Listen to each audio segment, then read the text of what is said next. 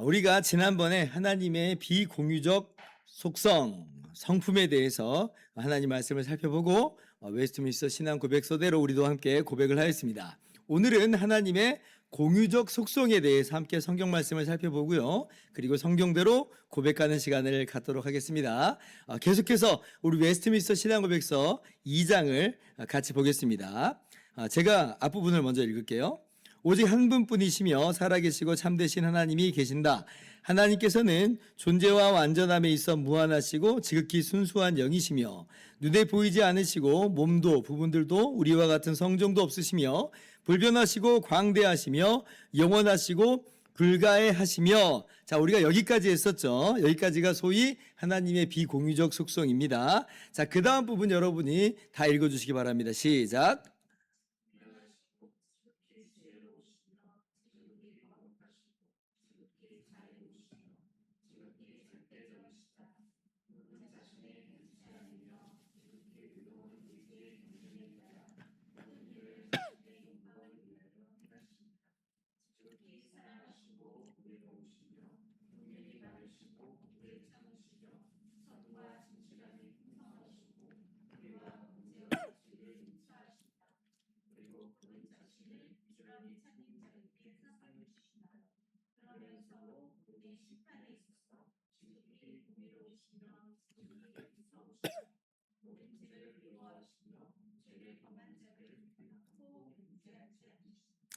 아멘.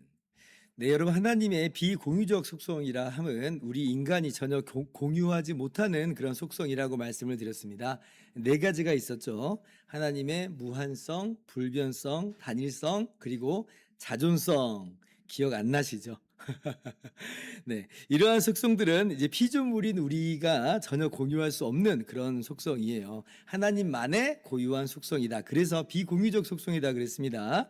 근데 오늘 우리가 살펴볼 하나님의 속성은요, 우리 인간이 어느 정도 이해할 수 있을 만큼 가지고 있는 속성입니다. 그래서 공유적 속성이라고 하는 거예요.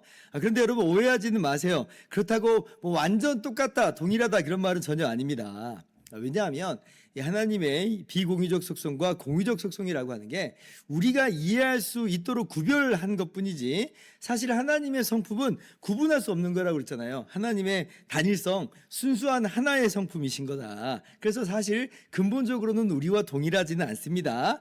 그런데 다만 하나님의 이런 속성을 알 수 있는 그러한 여지가 우리 인간에게도 발견할 수 있는 속성이기 때문에 그런 여지가 있다라고 하는 거예요. 조금이나마 우리가 이해할 수 있다 뿐이지 이게 뭐 똑같다 뭐 그런 얘기는 전혀 아니다라고 하는 것을 우리가 먼저 아셔야 되겠습니다. 자, 그러면 오늘 이 하나님의 공유적 속성, 하나님의 공유적 성품을 살펴봅니다. 첫 번째, 이 하나님의 전능입니다.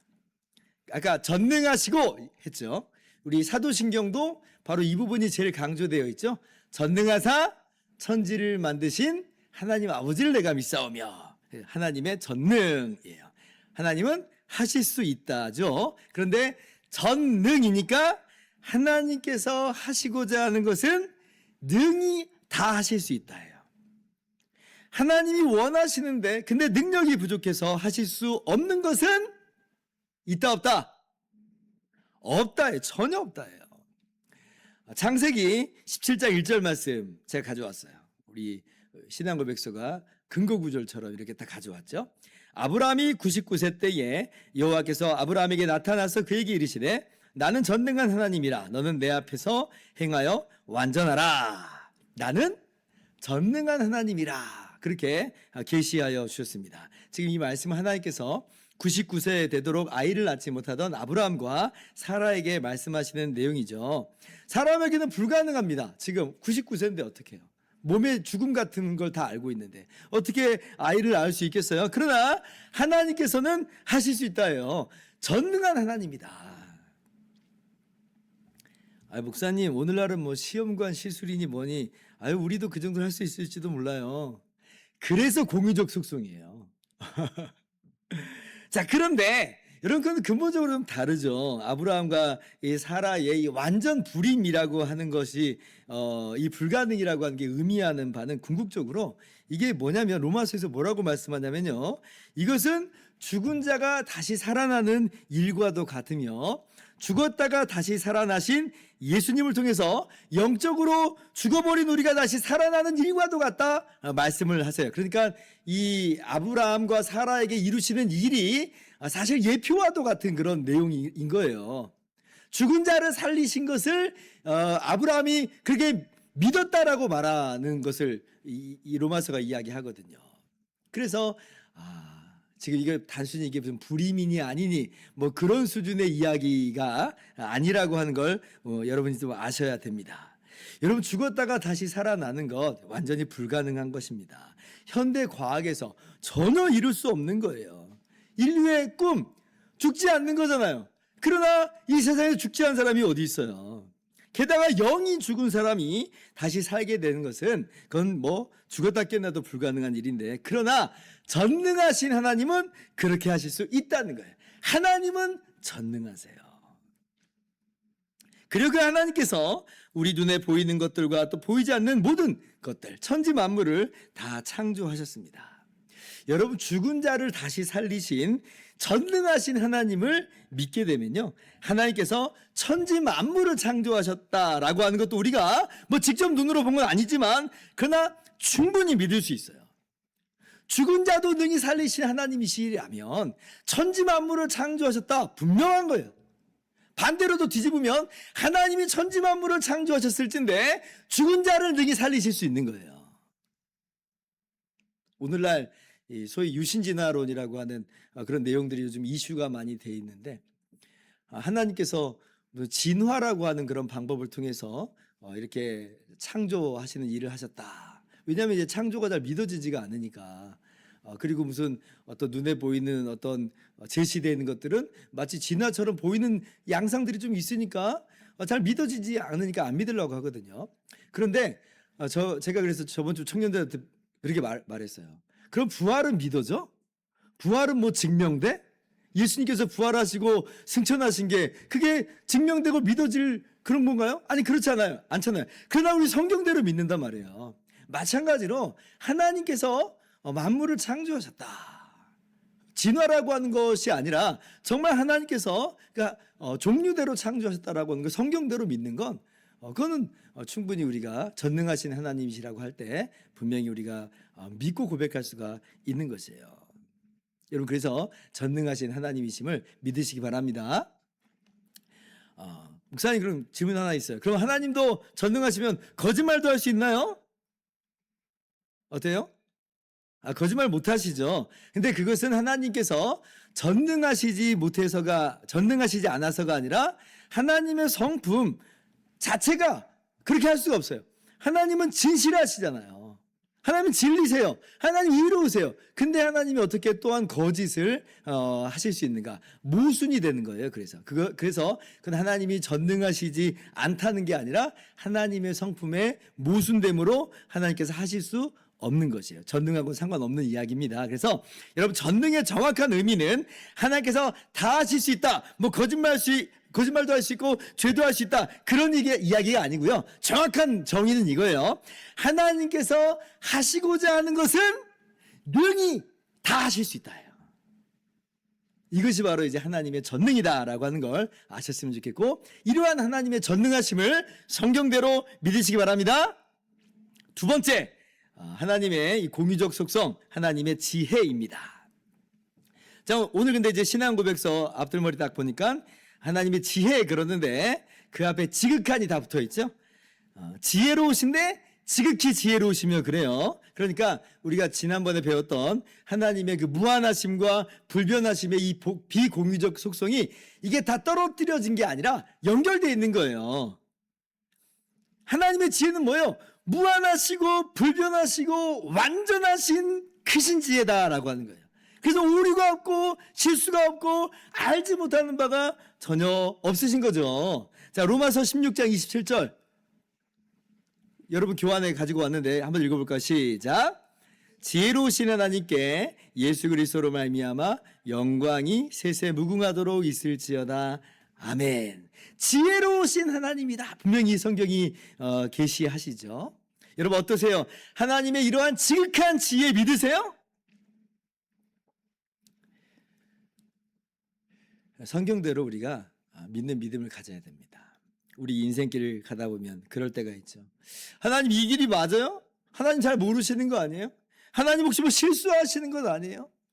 이런 생각이 막 덜어 들 때가 있어요. 왜냐하면 우리 당장에 우리는 눈앞에 있는 것밖에 보이지 않기 때문에, 눈앞에 있는 것밖에 모르기 때문에, 그리고 외형 말고 내면에서는 뭐 어떤 일들이 벌어지고 있는지 우리가 전혀 모르기 때문에 우리의 인생의 시련과 고난 앞에서 막 원망과 불평과 또 불안과 걱정이 막 일어납니다.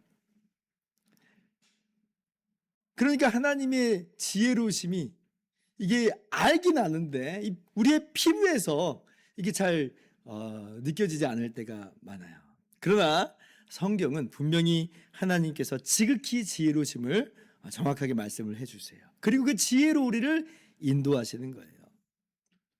목사님, 그러면 하나님은 전능하시고 또 하나님은 지혜로우신데 내게 이렇게 행하시는 걸 보면 하나님 좋으신 분 아닌 거 보네요. 뭐 이런 울부짖음이 막 또 덜어있죠. 하나님이 전능하시지 않다면 하나님 못하시는 거구나 뭐 그러면서 좀 포기하는 바가 있는데, 하나님 지혜로우시지 않다 그러면 하나님 좀 모르실 수 있구나 라고 그럴 수 있는데, 하나님은 전능하시고 하나님은 지극히 지혜로우신데 내게 이런 일이 있다, 이게 그럼 납득이 잘 안 되거든요. 아픔을 겪는 그분의 마음을 뭐 그 고통을 정말 누가 알아줄 수 있겠습니까마는, 그러나 우리 주님의 그 고난의 십자가를 볼 때 독생자를 기꺼이 내어주시고 또 그 독생자 예수님께서는 기꺼이 십자가에서 대신 죽기까지 하신 것을 볼 때 우리는 거기서 뭘 보냐면, 우리가 다 헤아릴 수는 없지만 하나님은 정말 사랑이시다, 하나님은 내게 너무나 좋으신 분이다라고 하는 걸 발견합니다. 그죠? 그럼 이제 내리는 결론이 뭐예요? 하나님 내게 있는 이 어려움들 다 헤아릴 수는 없지만, 그러나 정말 주님의 십자가를 보면서 하나님의 나를 향한 완전한 사랑과 그 선하심을 알기에 뜻이 있겠지, 이렇게 나오는 거예요. 뜻이 있겠지. 이해는 안 되죠.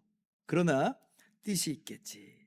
하나님은 선하시니, 하나님 독생자를 주시기까지 사랑하시니 분명히 뜻이 있으신 거야 라고 우리가 고백하게 됩니다. 그래서 여러분 십자가를 바라보는 건 너무너무나 중요해요.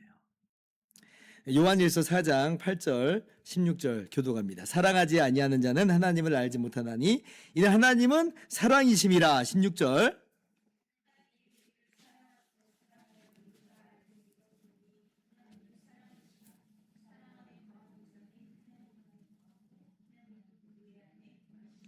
아멘. 하나님은 사랑이시라. 하나님께서 우리를 사랑하세요. 여러분 자기를 아낌없이 다 내어주는 것보다 더 큰 사랑이 어디 있어요? 아들을 내어주는 것보다 더 큰 사랑이 어디 있어요? 그런데 하나님께서는 하나님 자신을 다 내어주셨잖아요. 하나님께서는 하나님의 아들을 내어주셨어요. 정말 하나님은 사랑이시다. 하나님은 그렇게 우리를 사랑하시는구나.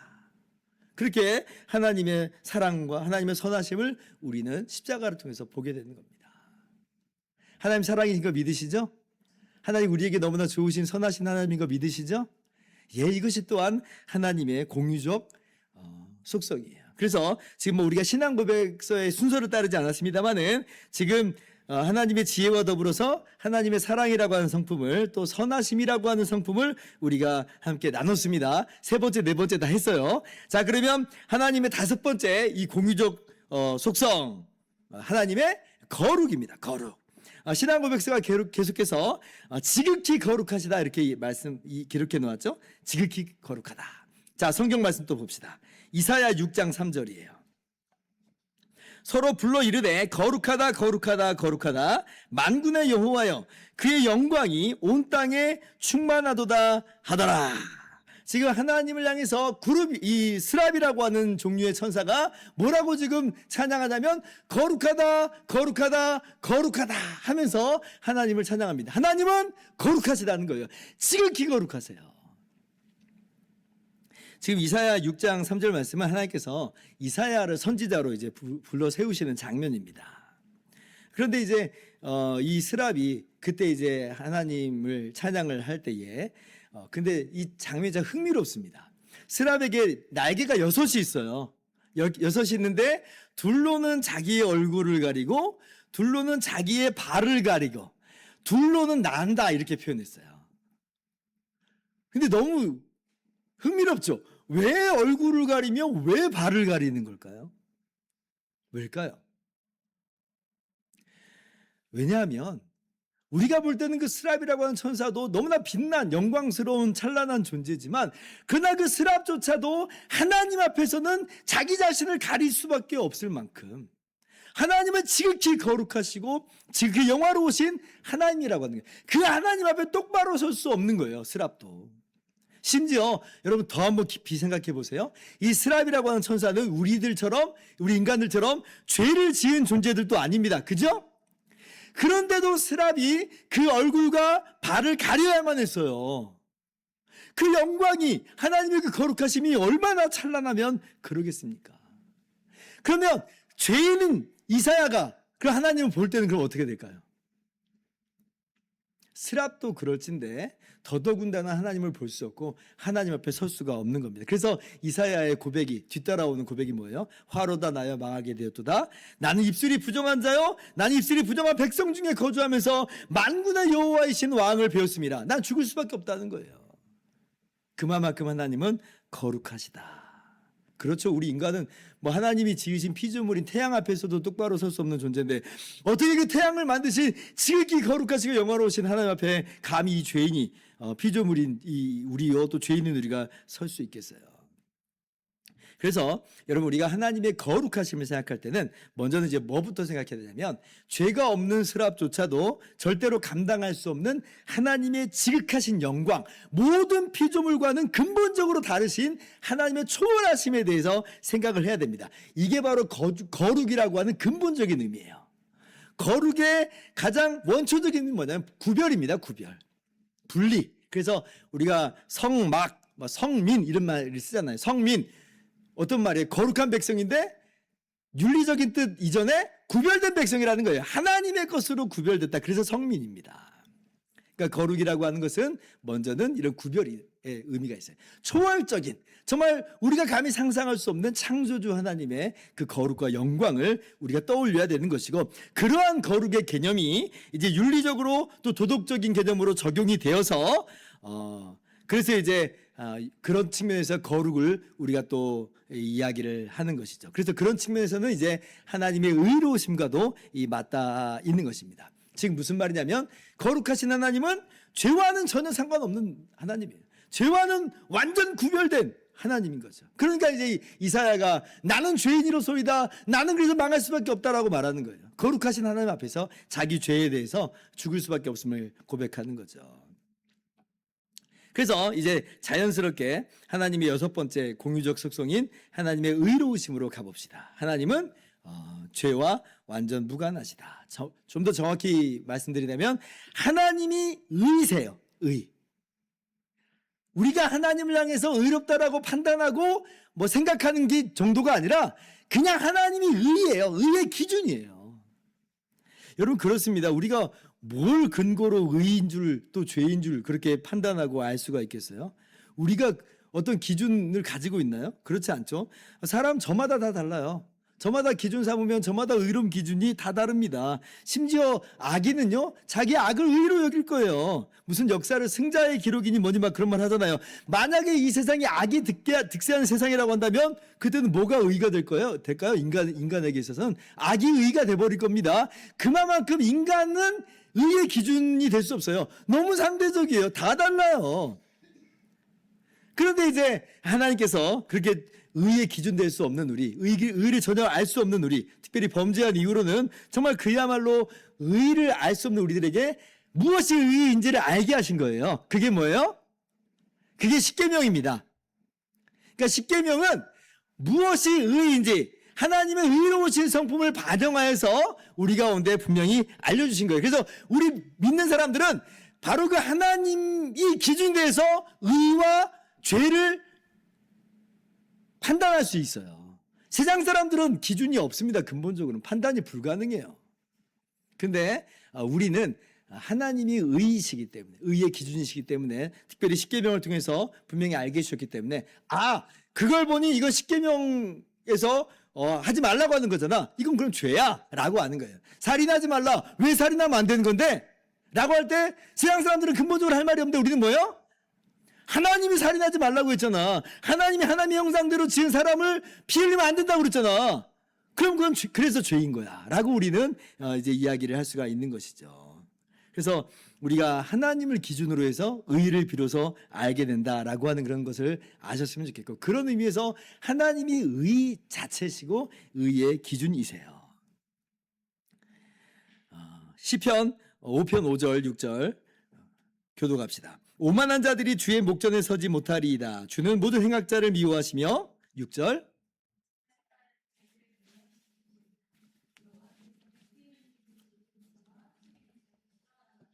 네, 하나님은 의로우시죠. 하나님은 죄를 미워하세요. 그래서 그 의로우신 하나님께서 반드시 그에 따라 행한 대로 이 보응을 하십니다. 그것을 하나님의 공의로우심이다라고 이야기를 하는 거예요. 하나님은 하나님의 그 의라고 하는 기준으로 행한 대로 보응하세요. 공의로우세요. 어떤 분들은 하나님께서 공의롭게 심판하신다는 개념을 두려워해가지고 빼버리려고도 합니다. 뭐 형벌이니 지옥이니 그런 이야기를 듣고 싶어 하지 않는 거죠. 아니, 하나님은 사랑이시라며 어떻게 사랑이신 하나님이 사람을 지옥으로 보낼 수 있는가? 막 이런 식으로 논리를 펴갑니다. 예, 맞아요. 하나님 사랑이세요. 그러나 여러분, 하나님의 단일성을 우리가 배운 것처럼 하나님은 사랑이신데 동시에 의로우세요. 한 성품이에요. 한 성품이에요. 죄를 미워하시고 보응하시는 하나님이라고 하는 걸 알아야 됩니다. 여러분, 이 세상에서도 법정이 있고 악인들이 죄값을 받아야 공정하다고 이야기합니다. 그렇지 않으면 너무 억울해요. 우리가 억울하죠. 근데 하나님이 공의롭지 않으시다, 심판이 없다, 이게 그럼 말이 될까요? 여러분, 우리가 그래서 하나님의 공의로우심을 빼면 안 됩니다. 하나님은 의로우시며 공의로우세요. 하나님의 완전하신 지혜와 그 완전하신 능력으로 완전하게 재판하십니다. 그래서 억울한 사람이 없어요. 행한 대로 그대로 보응받습니다. 자, 느헤미야 9장 32절 33절 또 교독할게요. 우리 하나님이여, 광대하고 능하시고 두려우시며 언약과 인자하심을 지키시는 하나님이여, 우리와 우리 왕들과 방백들과 제사장들과 선지자들과 조상들과 주의 모든 백성이 아수르 왕들의 때로부터 오늘까지 당한 모든 환난을 이제 작게 여기지 마옵소서. 33절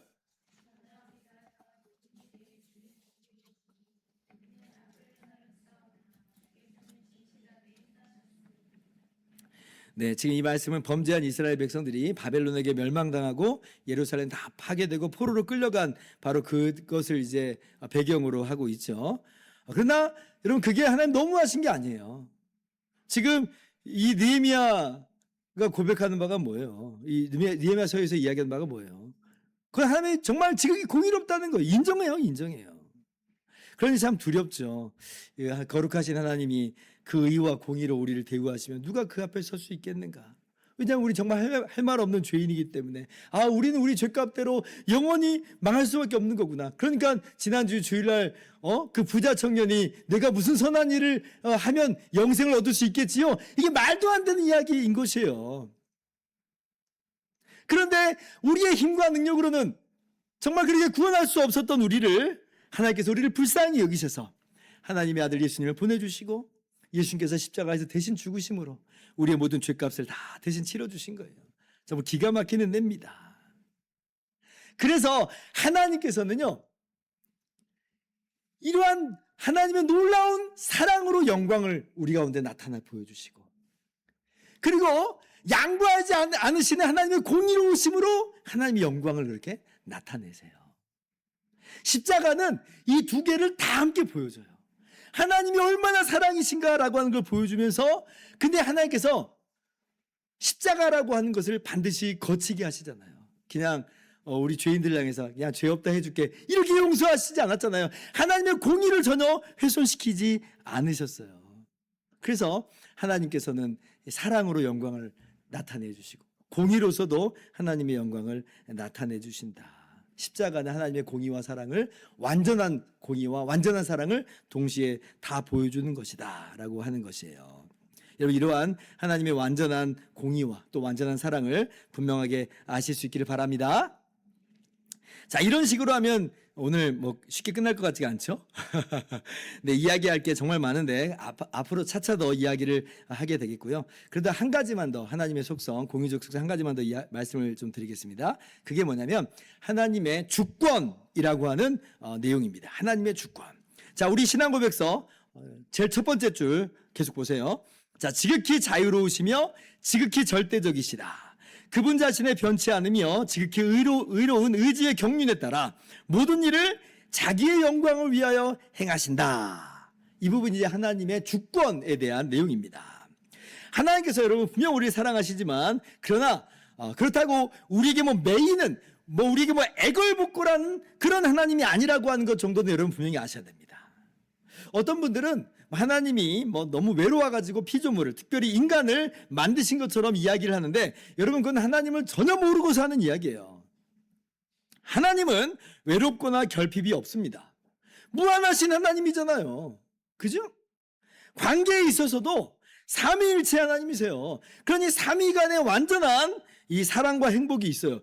근데 하나님이 외롭다니요. 그 성경을 전혀 모르고 하는 이야기인 거죠.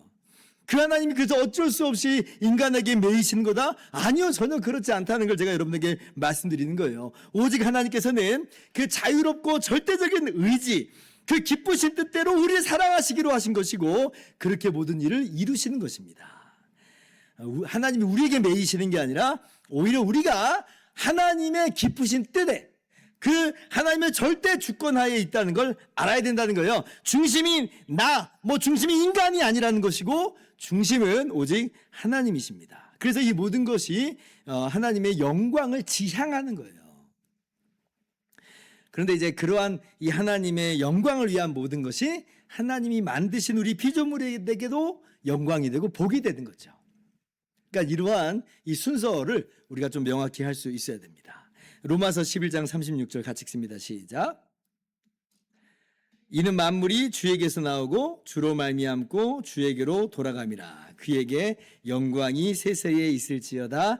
아멘. 내 인생이라고 해서 내가 중심인 것이 아니라 오직 창조주 하나님만이 중심이고 주인이심을 분명히 깨달아 하실 수 있기를 바랍니다. 그러므로 오직 하나님께만 영광을 돌리는 우리의 모든 삶이 될 수 있기를 주님의 이름으로 축원합니다. 자, 그럼 이제 이어서 2장을 봅시다. 제가 읽을게요. 여러분 교환 보세요. 하나님께서 그분 스스로 자신 안에 모든 생명과 영광과 선과 복을 가지고 계신다. 하나님께서 또한 그분만으로 스스로 완전히 충분하시며 그분이 만드신 그 어떤 피조물도 필요하지 않으시고 어떤 영광도 이것들에게서 얻지 않으시며 오히려 자신의 영광을 이것들 안에, 이것들로서, 이것들에게, 이것들 위에 나타내실 뿐이다. 하나님께서 모든 존재의 유일한 근원이시며 만물이 그에게서 나오고 그로 말미암으며 그에게로 돌아간다. 그리고 하나님께서 기뻐하시는 것은 무엇이든지 만물에 의하여, 만물을 위하여, 만물에게 행하실 최고의 주권적인 권세를 만물에 대하여 가지고 계신다. 하나님의 눈앞에 만물은 드러나 있으며 명백하다. 하나님의 지식은 무한하며 오류가 없고 피조물에게 의존하지 않는다. 그리하여 하나님께는 어떤 것도 우연하거나 불확실하지 않다. 하나님께서 자신의 모든 계획과 모든 일과 모든 명령에 있어서 지극히 거룩하시다. 천사들과 사람들과 다른 모든 피조물에게 요구하기를 기뻐하시는 어떤 예배와 섬김과 복종이라도 이 모든 것을 하나님께서 받으시기에 합당하시다. 자, 제가 아까 했던 말들이 언급되고 있죠? 첫째 줄 보세요. 하나님께서 그분 스스로 자신 안에 모든 생명과 영광과 선과 복을 가지고 계신다. 그죠? 하나님께서 어떤 결핍이나 부족하신 것이 전혀 아니라는 것이에요. 오히려 하나님께서만이 만복의 근원이시고 최고선이세요. 모든 복된 것들, 모든 선한 것들이 다 하나님께로부터 비롯되는 것이고 주어지는 것이고 그래서 그 하나님을 떠나면 오히려 그것이 불행이고 사망이고 악이에요. 굳이 비유하자면 물고기가 물 바깥으로 나가는 것과도 같다. 물이 생명인 것인데 생명인지 알지 못하고 나갔다가는 어때요? 더 좋은 세상이 찾아오나요? 물고기가 물 바깥으로 나갔다가는 그냥 죽는 거예요. 마치 그와도 같이. 근데 마귀가 이렇게 유혹을 한 거죠. 그래 아담과 하와는 거기에 호응을 한 거예요. 하나님 마치 선하신 하나님이 아닌 것처럼 마귀의 유혹을 받아 불신을 했고, 자신들에게 가장 좋은 것은 안 주신 하나님, 마치 안 좋은 것을 주신 하나님처럼 억압한 하나님으로 마귀의 유혹을 받고 넘어가 버린 거예요. 선악과를 먹어도 괜찮다라고 하는 마귀의 꾀임에 그래서 넘어간 겁니다. 아, 하나님이 진짜 제일 좋은 건 안 주신 하나님이었어 라고 하면서 그 선악과를 내가 먹어서 정말 내가 지혜롭게 되겠다, 내가 진짜 행복해지겠다라고 한 게 이 선악과를 따먹은 아담과 하와의 결단인 거죠. 그러나 그렇게 해서 정말 복이 찾아왔고 행복을 누리게 됐느냐라고 할 때 저는 그렇지 않죠. 스스로에게도 부끄러움이 찾아오고 또한 하나님의 공의로우신 심판도 받게 된 것입니다. 그래서 여러분, 하나님과 우리와의 관계를 정확하게 인지하고 있어야 돼요. 하나님께 우리는 억압되어 있는 존재가 아니에요. 하나님은 만복의 근원이시고 최고선이세요. 그 하나님께로부터 모든 좋은 것이 우리에게 주어지는 것입니다. 우리가 하나님을 섬겨드리는 게 아니라 하나님께서 우리에게 낮춰주셔서 복 주시는 것임을 여러분 믿으셨으면 좋겠어요. 사도행전 17장 24절 25절 교독합시다. 우주와 그 가운데 있는 만물을 지으신 하나님께서는 천지의 주제시니 손으로 지은 전에 계시지 아니하시고,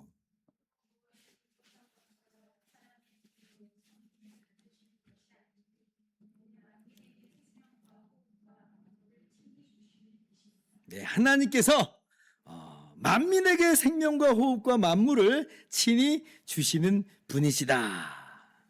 그래서 여러분, 우리가 하나님께 영광 돌린다는 것도 그렇습니다. 우리가 하나님께 영광을 돌려야 마땅한 것이지만, 그러나 우리가 하나님께 영광을 돌려서 하나님이 더 영광스럽게 되는 것 전혀 아닙니다. 하나님 영광 부족하지 않으세요. 하나님께서 지으신 만물과 행하신 그 모든 일은 충분히 하나님의 영광을 드러냅니다. 심지어 하나님께 영광 돌리지 않는 악한 자들의 경우에서도요, 하나님 영광 드러내세요. 어떻게 해요? 공의롭게 그들을 심판하시는 것으로 하나님의 찬란한 영광을 나타내시는 거죠. 그래서 하나님의 영광은 더하거나 덜하거나 그런 수준이 아니에요. 하나님 영광을 양보하시거나 훼손하시지 않으십니다. 그래서 우리가 하나님께 영광을 돌리는 그 첫 번째는 뭐냐면, 이러한 하나님의 영광을 바라보면서 와, 하나님 대단하십니다 라고 하나님을 기뻐하고 즐거워하는 것으로 하나님께 영광을 돌리는 겁니다. 우리를 향하신 그 놀라운 그 은혜와 사랑을 바라보면서 이야, 하나님 대단하십니다, 하나님의 아름다운 창조물들을 보면서 이야, 하나님 대단하십니다, 이게 예배예요. 예배. 그렇게 해서 하나님의 그 영광을 그대로 즐기는 것, 이게 이제 하나님께 영광을 돌리는 첫 번째예요. 그리고 이제 하나님의 뜻대로 준행하면서 살아가는 것이 또한 우리가 하나님을 영화롭게 하는 두 번째 모습인 것이죠. 자, 요한계시록 5장 12절부터 14절 또 교독합시다. 큰 음성으로 이르되 죽임을 당하신 어린 양은 능력과 부와 지혜와 힘과 존귀와 영광과 찬송을 받으시기에 합당하도다 하더라.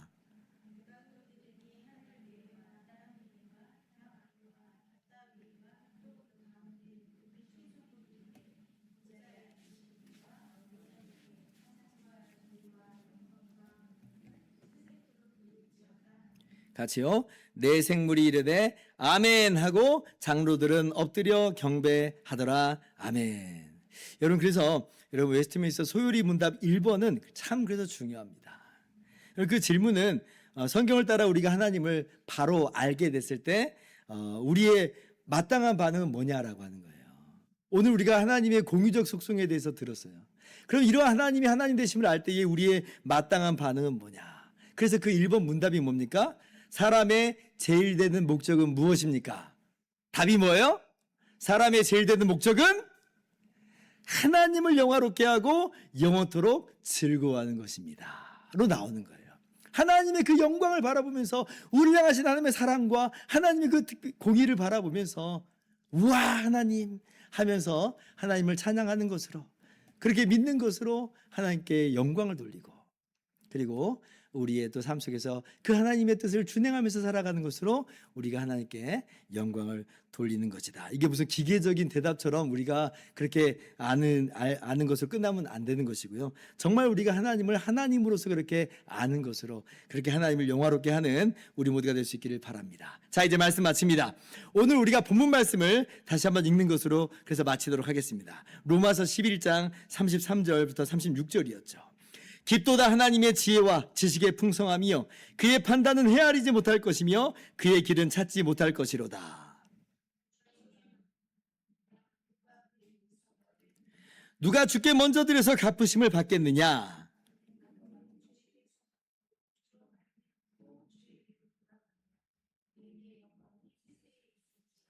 아멘. 그에게 영광이 세세에 있을지어다. 아멘. 천지 만물을 창조하시고 다스리시는 전능하신 하나님, 지극히 지혜롭고 모든 것을 아시며 지극히 선하시고 사랑이 많으신 하나님, 거룩하신 하나님, 의로우시며 공의로우신 하나님, 주권자이신 하나님께 합당한 찬양과 존귀와 영광을 올려드리는 저와 여러분 모두 되기를 주님의 이름으로 축원합니다.